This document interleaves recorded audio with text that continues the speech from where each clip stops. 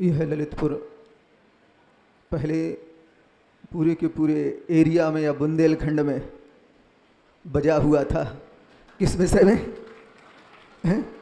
बुरी आदतों के बारे में। लेकिन जब आचार्य महाराज के चरण पड़े और फिर इसके बाद पूज्य मुनि पुंगव श्री सुधा सागर जी के चरण पड़े तो पुनः बज गया। किस विषय में? संस्कारों के विषय में। और तुम्हारे क्षेत्रपाल जो कौन सा तीर्थ क्षेत्र है, अभिनंदनोदय तीर्थ क्षेत्र, इन दोनों के मामले में पुनः बज गया। बजना तो बजना है ना? हाँ, सिद्धि हो, प्रसिद्धि हो या बुराई हो, जब एक चरम सीमा पे होते हैं तब कहीं जाके चारों ओर खबर लग जाती है। ऐसा होता है और संभव ही है। हर चीज़ में परिवर्तन संभव है, बदलाहट भी आती है। जब बुराई अपनी एक चरम स्थिति पे होती है, बस वो चरम स्थिति है, पुनः गिरावट आती है, फिर अच्छाई का विकास होता है। आज पूरा का पूरा बुंदेलखंड तुम्हारे अभिनंदनोदय तीर्थ के कारण पूरे विश्व में विख्यात हो चुका है।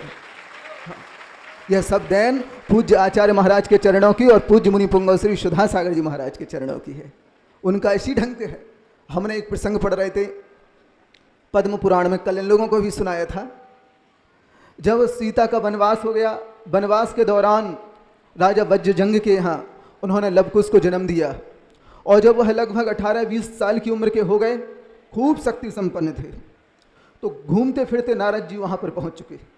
और पहुँचने के बाद उन्होंने मालूम चला ये सीता के पुत्र हैं, तो भरपूर आशीर्वाद दिया उन्हें और कहा तुम्हारी वृद्धि, तुम्हारा वैभव श्री रामचंद्र जी और लक्ष्मण जी सा संपन्न हो।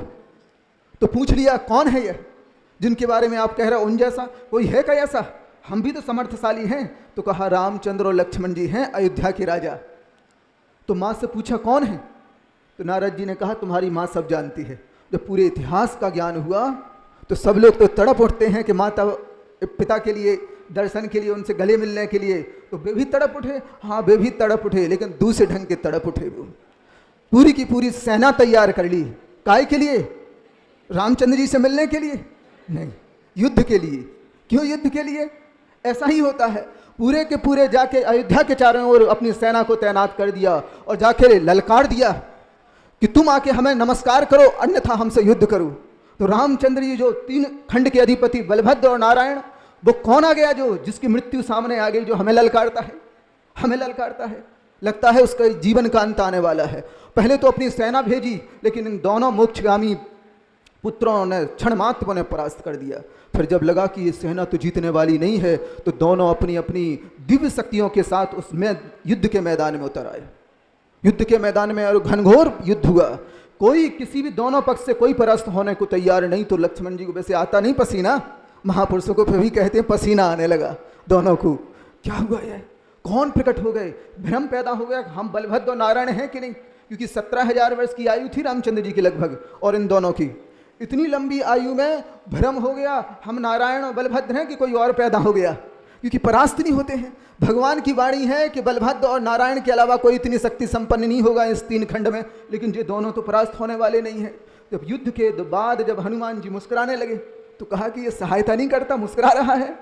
तो कहा क्षमा करो, ये आपके ही खून है, आपका ही रक्त है, और दुनिया में इतना शक्ति संपन्न कौन हो सकता है जो आपकी बराबरी कर पाए। कहता ना कि पुत्र पिता से सवाया होता है, बस ये आपके ही हैं और इस कारण आपसे पराजित नहीं। वही तो हम कहते हैं आचार्य विद्यासागर जी के पूज्य मुनि श्री सुधा सागर जी महाराज पुत्र हैं, पिता के से बढ़ के पुत्र सवाया होता है, वे पुत्र की भांति है, किसे नहीं होगा। तब क्षत्रियों का खून है। जब अगर वो नहीं होते तो संदेह में आता कि आचार्य विद्यासागर का शिष्य कोई इतना अनुभवी है कि नहीं, इतना प्राण शक्ति संपन्न है कि नहीं। तो जब वो हुए तो कहा कि हाँ ये ही आचार्य विद्यासागर जी के ही शिष्य हैं, क्योंकि बाप से लड़का सवाया होता है, नियम रहता है। जब वह है तो कोई दुनिया में कह सकता है अपने आप में उनका वीर। हमने जब पद्म पुराण पढ़ा तो लगने लगा कि वही वीर छलकता है जो रामचंद्र जी का वीर लवकुश के रूप में था, तो वही आचार्य विद्यासागर जी का वीर मुनीष पुंगव श्री सुधा सागर जी के रूप में रहा। नियम है यह, बिल्कुल पक्का मानो आप। यह जब तक अंदर लड़तोड़ है, सबकी बुद्धि का विषय नहीं बनता। एक और प्रसंग जब हमने प्रसंग में पढ़ा, रोहिणी व्रत करते ना आप लोग, महिलाएं रोहिणी व्रत करते हैं। तो एक बार वह रोहिणी रानी अपने पति के साथ छत पे बैठी थी, पास में बच्चे धाय के पास था। तो एक अर्थी निकल रही थी, एक माँ अपना सीना कूट रही थी, उसका जवान बेटा खत्म हो गया जल के।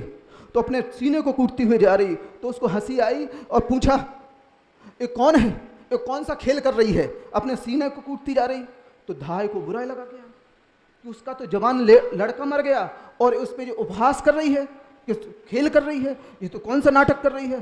तो कहा कि तुम्हें इस ढंग से नहीं बोलना चाहिए, तुम रानी हो, तुम दूसरे की पीड़ा नहीं को नहीं समझ सकती हो कि उसका तो पुत्र खत्म हो गया और तुम कह रहे हो खेल कर रही, तमाशा कर रही। कहा मैं उस पर हंस नहीं रही हूँ, मैं तो पूछ रही हूँ तुम्हें पीड़ा नहीं होती, किस बात की, उसका कोई मर गया है तो हमें कोई पीड़ा नहीं होती। तो पुनः बुरा लगा उसको कि किसी को मर गया इससे पीड़ा नहीं है। इतने में वो छोटा सा लड़का रानी का लुढ़कता हुआ जीना से लुढ़का और सीधा नीचे पहुंचा। तो रानी की ओर देखा, अब पीड़ा होती कि नहीं, तो रानी तुरंत प्रसन्न, रानी में को तब भी पीड़ा नहीं हुई। हमने ये प्रसंग पढ़ने के बाद पूरे कर्म सिद्धांत पे दृष्टि पहुंची तो आया उसमें आगम में इसके हास्य कर्म का उदय है। पीढ़ा के जितने चाहे प्रसंग उपस्थित हो जाए, पीढ़ा अनुभव नहीं होगी, क्योंकि कर्म के उदय ही हमें हंसी आती है और कर्म की उदय ही हमें पीढ़ा उत्पन्न होती है। जब मालूम चला कि सिद्धांत इस ढंग का है, गिने चुने इस पूरे सृष्टि में पुरुष होते हैं जिनके अंदर का वीर इतना होता है कि सारी परिस्थितियों के बाद भी वह उनका वीर ऐसा उछाल मरता है जो लबकुश की भांति रहता है। पिता से भी मिलेंगे तो गले से नहीं मिलेंगे, तीर और कमान से मिलते हैं, क्योंकि उनका वीर इस ढंग का रहता है। अंतर की शक्ति इतना, साहस इतना रहता है कि जब भी बात करते हैं तो क्षत्रिय की भाषा में बोलते हैं। उसी प्रकार मुनि पुंगव श्री सुधा सागर जी महाराज जब भी बोलते हैं उनका इसी ढंग से वीर अंतराय कर्म का क्षयोपशम इतना जबरदस्त है, जब भी बोलते हैं तो ठकरासी में बोलते हैं। सुन रहे हैं ना कि नहीं? अब कोई उसको दोष ना दे, हाँ आप सोचो सब इक्वल बोले तो नहीं होता ऐसा। अंतरंग में किस ढंग का कर्म का उदय है, वो कर्म का उदय व्यक्ति की प्रगति निर्धारण करता, स्वभाव निर्धारण करता। हम चाहते हम जैसे बोले, हम चाहते मीठा मूठा बोले। ध्यान रखो, जो ज़्यादा मीठा बोलता है या ज़्यादा मीठी वस्तु होती है उसमें सबसे ज़्यादा कीड़े जल्दी लगते हैं। ध्यान, सिद्धांत है जी, जितना जो मीठा बोलेगा समझ लेना पीठ में छुरा भौंकने वाला होगा। वो जो जितना मीठा बोलेगा या वस्तु रहेगी उसमें जल्दी से जल्दी वो कड़वी हो जाए या कीड़े लग जाएंगे उसमें। ये नियम रहता तो थोड़ा आप लोग भी अभ्यस्त हो जाओ, वो उनका स्वभाव है। हमने जब ये पूरा देखा तो लगने लगा कोई उन पे उंगली ना उठाओ, उनकी प्रगति में वीर है इस ढंग का। जब भी मुख से बोलते हैं तो क्षत्रिय की जवान ही लवकुश की भांति अपने पिता की ओर करते हैं, और कुछ कारण है ही नहीं, और कुछ कारण नहीं। उनके अंतरंग में वो जो खून की रक्त कणिकाएं हैं उनमें वो वीरत्व कण कण में समाया है। जब कुछ काम करेंगे तो बस उसी भाषा में, उसी लहजे में, उसी अंदाज में होगा उनका हर काम। सुन रहे हैं ना? इसलिए हर किसी व्यक्ति को सोचो, कंपेयर करो आप कि एक से होंगे तो नहीं होंगे। ये पूरे सृष्टि में वर्तमान के समय में एक दो ही होते, ज़्यादा नहीं होते।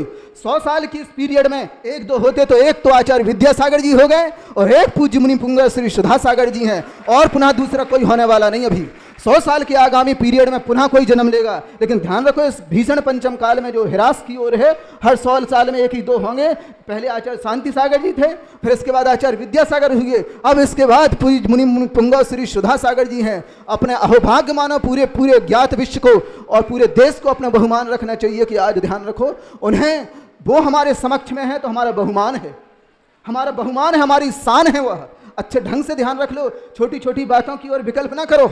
हमने क्या कहा, क्षत्रियों का खून इस ढंग का होता है कि उनके करने का ढंग और बोलने का ढंग भिन्न होता है। उसी प्रकार वो गिने चुने पूरे लाखों करोड़ों की संख्या में वे अनोखे हैं। समझ रहे हैं ना? जैसे आचार्य महाराज अनोखे थे, ऐसे वे दूसरे हिस्सा प्रतिंद के रूप में वे भी अनोखे ही हैं। इसलिए बिल्कुल अच्छे ढंग से सिद्धांत को, सरम सिद्धांत को समझ लो कि ऐसे विरले व्यक्ति रहते हैं, उनका स्वभाव ऐसा होता है और इससे ही पूरे संसार में तब्दीली आती है। आप देख लो, पूरे के पूरे इतिहास को उठाकर कर देखो, उनके 40-42-46 साल हो गए ना दीक्षा लिए उन्हें। पूरे इतिहास को देखो, उन्होंने जो कदम उठाया है पूरे जैन समाज के लिए, पूरे जिन शासन के लिए, हर हाल में उत्सर्पणी काल लगा है। एक एक पर नजर डाल लो आप उनकी, देख लो आप पूरे इतिहास को देखो। आप देखो उनकी जब जब उनका प्रवास हुआ, जहाँ जहाँ से वो गए हैं, हर हाल में जिन शासन का उत्थान हुआ है, समाज का उत्थान हुआ है, संस्कृति का, पूरे तीर्थ क्षेत्रों का उत्थान हुआ है, हर जगह बढ़ोतरी हुई है। मैं, मेरे रिश्तेदार नहीं है इसलिए मैं बड़वाई कर रहा हूँ, हमने तो श्रद्धा रही, उन्होंने जिनेंद्र भगवान का झंडा उठाया है तो हमें श्रद्धा रही, हमारी उनसे रिश्तेदारी नहीं। हमारी पूरी रिश्तेदारी जिनेंद्र भगवान से है, और जो जिनेंद्र भगवान का पक्ष लेगा हम सुनो उसका पक्ष लेंगे। हमें पूरा गौरव है कि वो आज पूरे देश के लिए, पूरे समाज के लिए गौरवपूर्ण स्थिति में है, और उनके कारण आज ध्यान रखो रगों में जो खून दौड़ रहा है, अगर जिनेंद्र भगवान के प्रति बहुमान पैदा हुआ है तो पूज्य सुधा सागर जी के कारण हुआ है। देखिए हमने गांव की स्थितियां, इतने गंदी अंगोछी रखते थे, ऐसे गंदे गंदे कलश रखे रहते जिनसे अभिषेक करते थे कि लज्जा आए, घर में पानी नहीं पीते थे। आज देखो तो सोना और चांदी के कलशों से आप अभिषेक ढारते हो। और समाज में भी देख लो, आप समाज में देख लो, आज इतनी संपन्नता। हम अभी अशोकनगर तरफ गए तो व्यक्ति बोलता है महाराज जब से महाराज के और गुरुजी महाराज आचार्य महाराज के और पूज्य सुधा सागर जी के चरण पड़े हैं तब से समाज समृद्ध हुई है, पूरी समृद्ध हुई। अगर दान की व्यवस्था आज प्रचलित हुई है, घर घर से तुम्हारा इतना सारा बड़ा बड़ा दान देने लगे हो ना, चुमन्नी नहीं निकालता तो कोई बनिया। हम जानते थे घर में जब आते थे ना कोई मांगने वाले आसपास क्षेत्र वाले, तो भोजन के लिए भी नहीं पूछते थे, ज़्यादा हुआ तो 1 रुपया दान में दे देती थी, पैसे इतना ले लो, जबकि पर्याप्त था। लेकिन उनके चरण पड़ने के कारण आज व्यक्ति करोड़ों में बिना हिचके देता है। ये उन्होंने जो व्यवस्था बनाई है। और एक चीज़ और, समय 2-3 मिनट कवर लेंगे, हम ज़्यादा नहीं लेंगे। हमने एक विषय अच्छे ढंग से अन्वेषण किया है। आप करोड़ों अरबों की संपत्ति अपने पुत्र को देते हो कि नहीं देते हो? अब बताओ उसका पुण्य लाभ होता कि नहीं? तुम्हें पुण्य बंद होता क्या? नहीं होता। तुमने दी है कि नहीं करोड़ों की संपत्ति? वो पुण्य लाभ नहीं होगा। और जब आप वही शांति धारा के माध्यम से या जिनालयों के माध्यम से वो दान दे देते हो तो यह जानते हो प्रभव में तुम्हें बड़े बड़े महल मिलते हैं। ये व्यवस्था बतलाने वाले तो हैं तो पूज्य सुधा सागर जी महाराज हैं। तुम्हें अब करोड़ों का दान देने के बाद अगर तुम्हारा जन्म हो जाए तो चूहों के बिलों में उत्पन्न हो, लेकिन उन्होंने ऐसी व्यवस्था बता दी कि अब तुम ऐसी व्यवस्था से जुड़ गए हो कि अब तुम करोड़ों रुपये दान देते हो, यहाँ से मरण के जाते हो तो स्वर्गों में बड़े बड़े विमान मिलते हैं, और यहाँ जन्म लोगे अगर मनुष्यों में तो बड़े बड़े राजाओं के महल प्राप्त होते हैं। यह उनकी देन है और आचार्य महाराज की देन है। हम चाहते हैं ऐसा ही बहुमान हमें जिन शासन के प्रति बना रहे, और ऐसे महान संत कह दें और पुण्यवान जीव हैं उनके प्रति ऐसा ही बहुमान बना रहे। बस इन्हीं भावनाओं के साथ चिंतामणि श्री पारसनाथ भगवान की